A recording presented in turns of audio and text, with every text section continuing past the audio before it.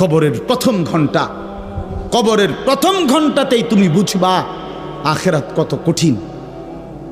রাসূলুল্লাহ সাল্লাল্লাহু আলাইহি ওয়াসাল্লাম বলেন, কবরে যেই নাফরমান প্রশ্নের জবাব দিতে পারবে না, তিনটি প্রশ্নের, তো আল্লাহ তাআলা বলবেন কাযাবা আবদি, ফেরেশতা আমার এই নাফরমান বান্দা মিথ্যা বলেছে।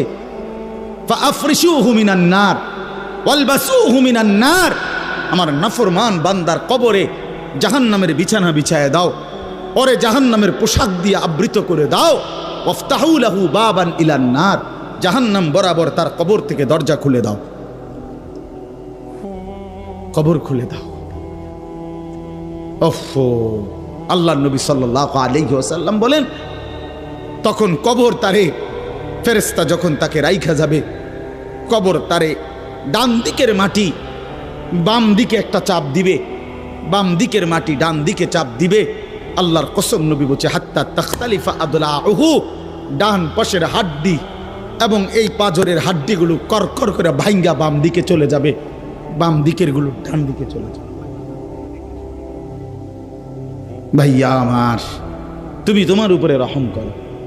বাপ আমার, আপনাদেরকে বলি, হারামের টাকা উপার্জন কইরা, সুদের টাকা, কিস্তির টাকা, ঘুষের টাকা, ওজনে কম দেওয়া টাকা, হারাম ব্যবসার টাকা, বাটপারি সিটারির টাকা দিয়া বংশ, ফ্যামিলি, স্ত্রী, সন্তানের জন্য রাইখা যাইয়েন না।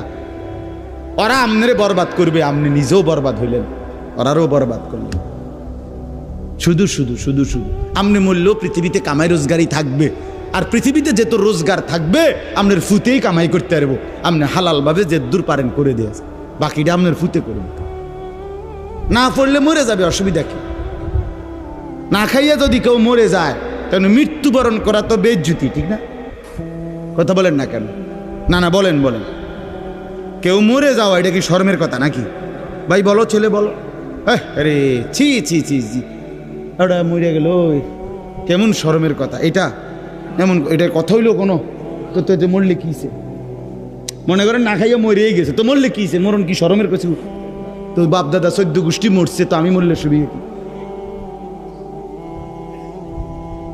আহা,